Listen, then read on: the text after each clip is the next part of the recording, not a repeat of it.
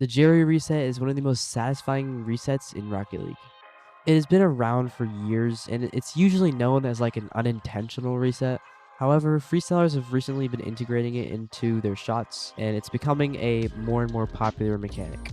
And the best part about this reset is that it's not too hard to learn. It's a little tricky, but you can definitely get it. You can definitely learn it. So today, I'm going to be teaching you how to do the Jerry reset. Okay, so before learning this, make sure you know how to do these 3 things.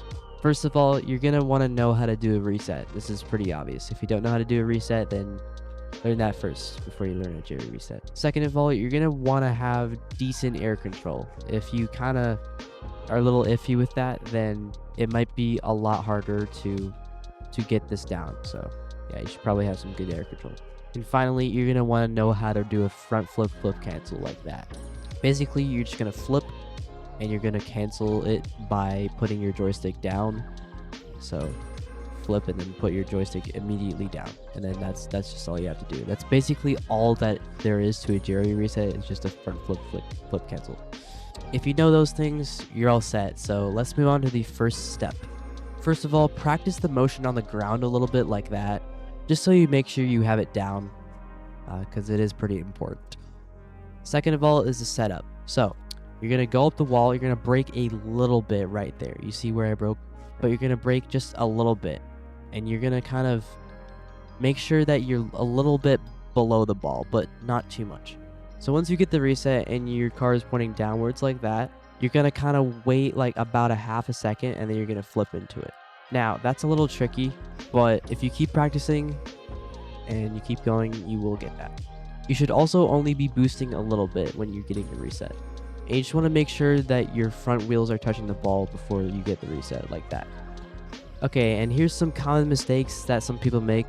So first of all, some people do this instead of a Jerry. That is actually not a Jerry, it is a wave dash reset. So to avoid doing that, make sure your car is not pointing too downwards. Otherwise, it's a lot easier to get the weird wave dash reset thing.